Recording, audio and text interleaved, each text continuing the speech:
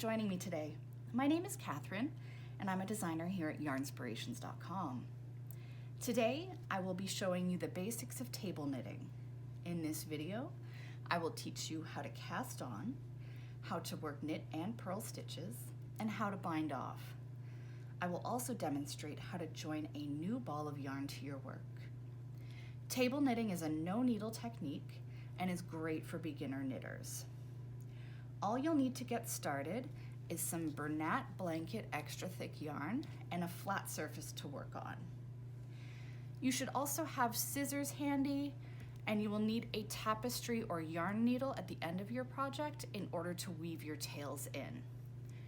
When working with a chenille-style jumbo yarn like Bernat Blanket Extra Thick, I really love using these Susan Bates finishing needles, as the large eye makes them incredibly easy to thread. So that's all we need, so let's get started. In a conventional knitting project, our first step would normally be to cast stitches onto our needles. However, we don't have any needles, so we need to take a slightly different approach. We're going to begin by making a crochet foundation chain.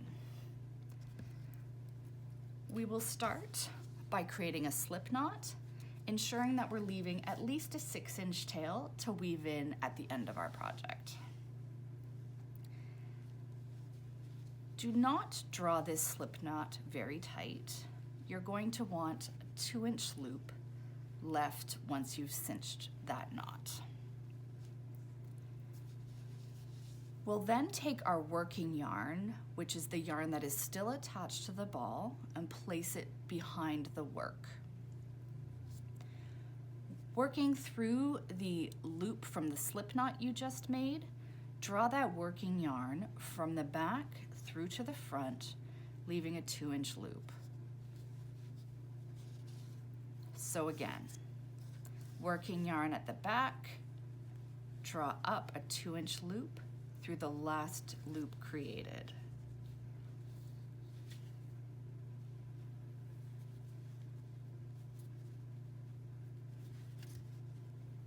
The exact number of chains that you will need to make will be designated in the pattern that you're working on.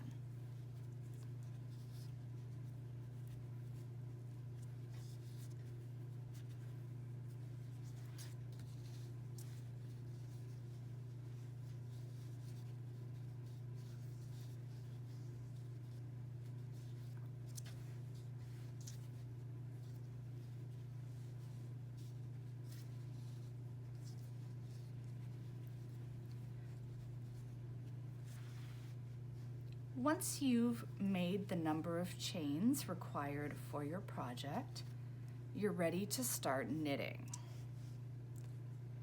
Do not turn your work, do not lift it off the surface if you can help it. Just leave your chain flat with the smoother side facing upwards, and we'll begin working stitches into these chains. Depending on the pattern that you are following, your work might begin with either a knit row, a purl row, or a combination of the two stitches in the same row. I'm going to begin by demonstrating how to work a purl stitch in table knitting. The last loop of our foundation chain counts as our first stitch for this row, so we are going to skip over that and work into the following chain. Each chain forms a V, and you're going to want to work underneath the top of that V. To work a purl stitch, you'll bring your working yarn to the front and pull a 2-inch loop through and underneath the top leg of that V. And again, drawing approximately a 2-inch loop through. So again, for a purl, taking the yarn, working from front to back, underneath the leg of the next V of the chain, and drawing up a 2-inch loop.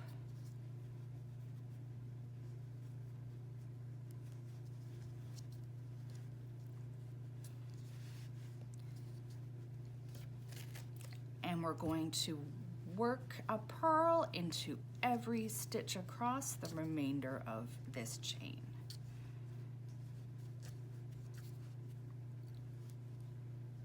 I find particularly with the first row of stitches that I work, I do spend some time fussing with them just to even them out.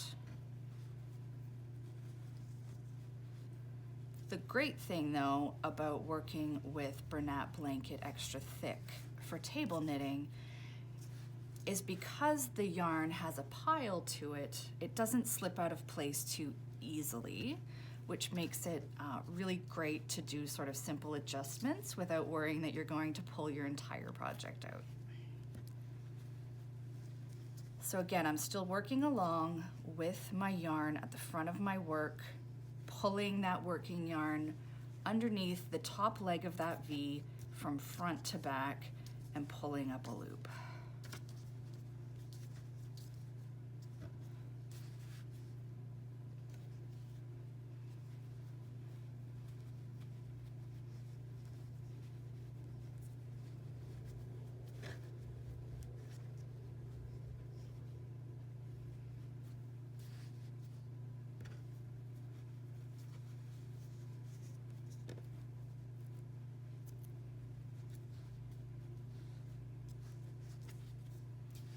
Okay, so we've now done one row of purl stitches. I'm going to do a second row, working into the stitches I've now created. So again, keeping my working yarn positioned at the front, and I'm not turning my work, I'm going to feed that working yarn through that loop, going from front to back and pulling up approximately a 2-inch loop. So again, from front to back, pulling up a 2-inch loop.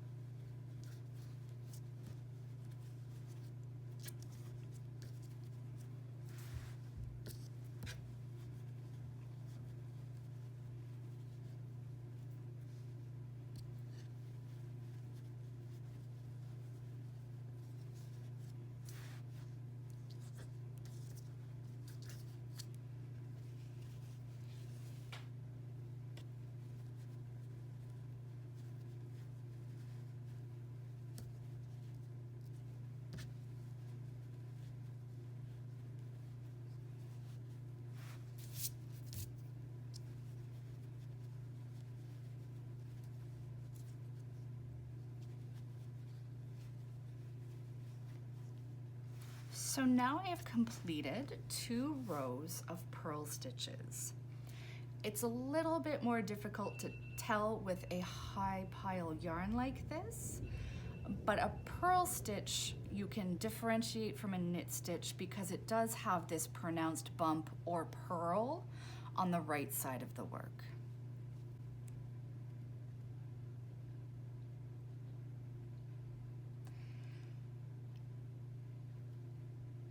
The way you proceed in terms of knitting or purling, again, is going to be designated by the pattern that you're working with. If you are working a pattern like the bold stripe table knit blanket, in addition to working purl rows as a border at the beginning and end of your project, you will also purl 2 stitches at the beginning and end of each row. For my first 2 stitches then, I will work purls as we established previously, but just for my first 2. So taking that yarn again from front to back and drawing up a 2-inch loop. Now that I've done my 2 purl border stitches, I will move my yarn, my working yarn, to the back of my work. And what I'll do now is I'm going to draw up loops in very much the same manner as before, but drawing the working yarn from back to front.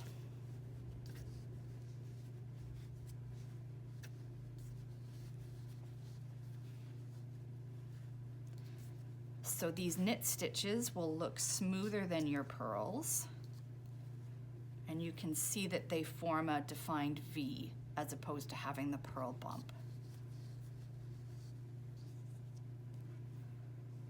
So again, I'm just working across the row, drawing my yarn up from back to front through the previous row of loops.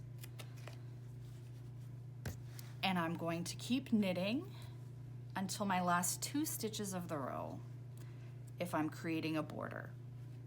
So to do that, I'll just shift the orientation of my yarn to the front of the work again and draw those loops through from front to back to do purl stitches.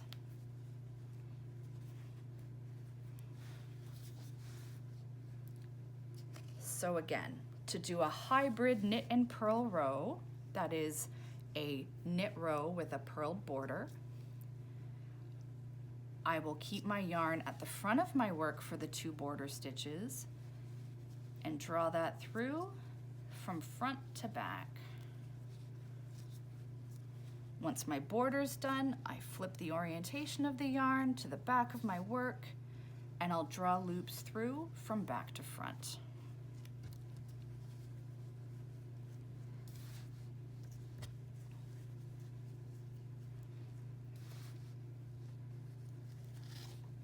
Once you've got a little bit of work established already, it does get much quicker to work with once you have some fabric to kind of negotiate with.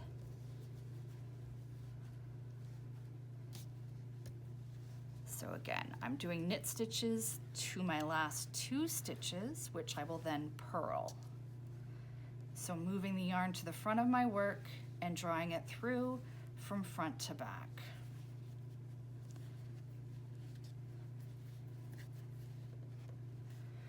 So really, the only difference between creating your knit stitches and your purl stitches is the orientation of the yarn and the direction that you draw it through. So again, if I'm keeping a purled border, I'm leaving the yarn at the front of my work, drawing it from front to back in the first 2 stitches.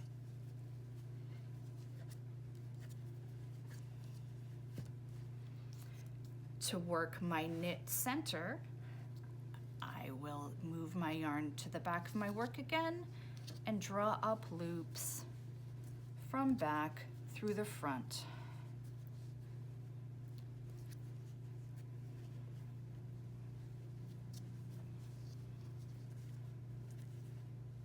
And working knit stitches until I get to my border.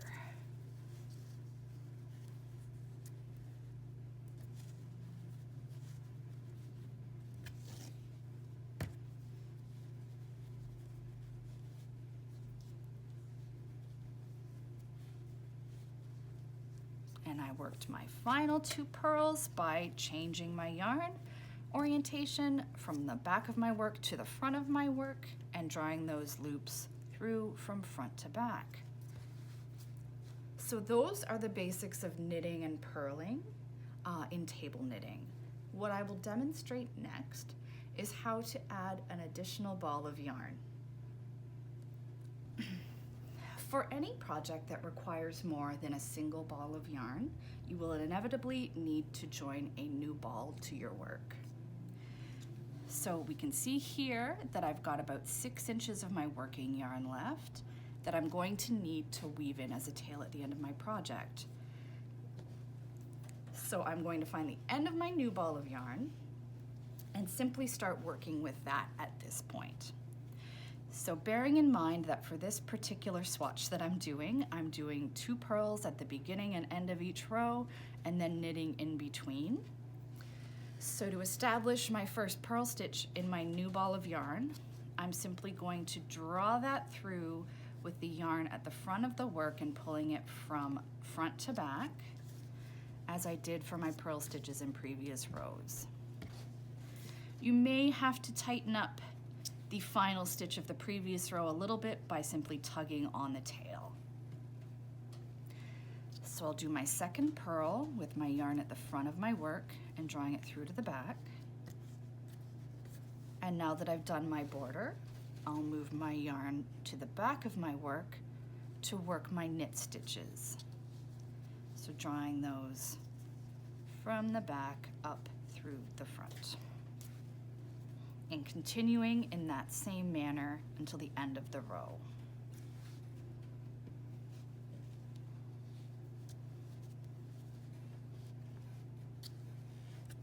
So while the exact order and placement of knits and purls will vary by pattern, once you have mastered the basics of these techniques, you can apply them to any stitch pattern. So again, I've made it to my last 2 stitches, so I've moved the yarn back to the front and I'm drawing it through from front to back.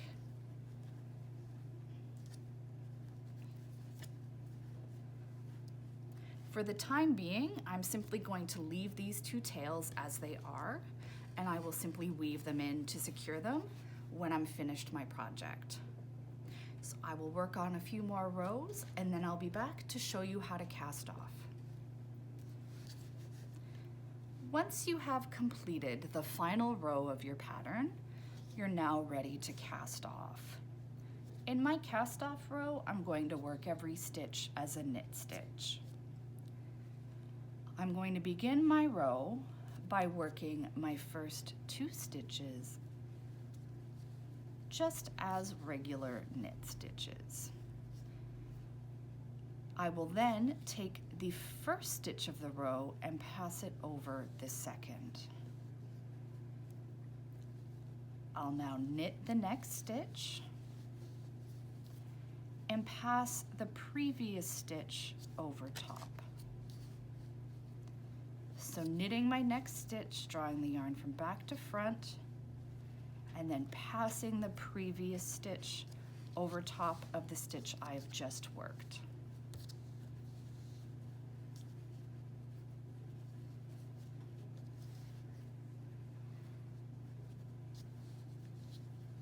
Knitting, pass it over, and just continue in this fashion along the entirety of your final row.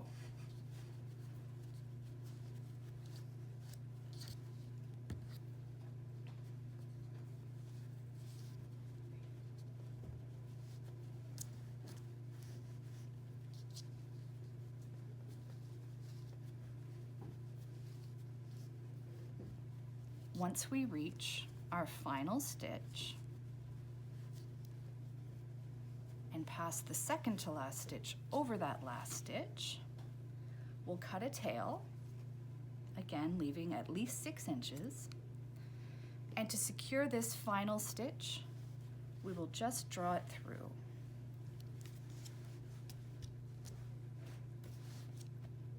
And now you've completed your first table knit project, and all that's left to be done is to weave in the ends. Now that you've bound off all of your stitches, all that remains to do is to weave in your tails. For the duration of this project, we've been working with our project facing up, and to weave in our tails, we're going to flip that over so that we're working on the wrong side of our fabric.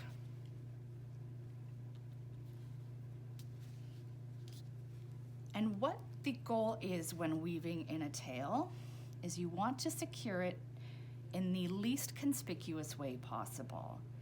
And so that is generally achieved by attempting to follow the path of the yarn from a single row to sort of seamlessly blend your yarn in with the existing stitches.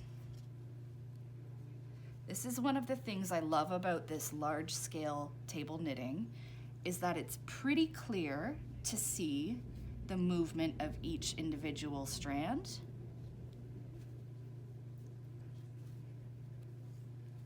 So I'm inserting it at the top of a stitch.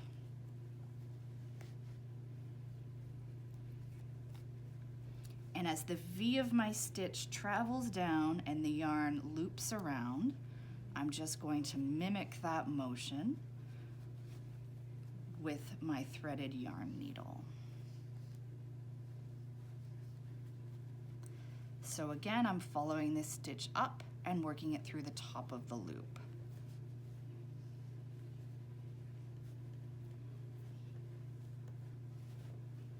And then I'll move it down and go around the bottom of the stitch.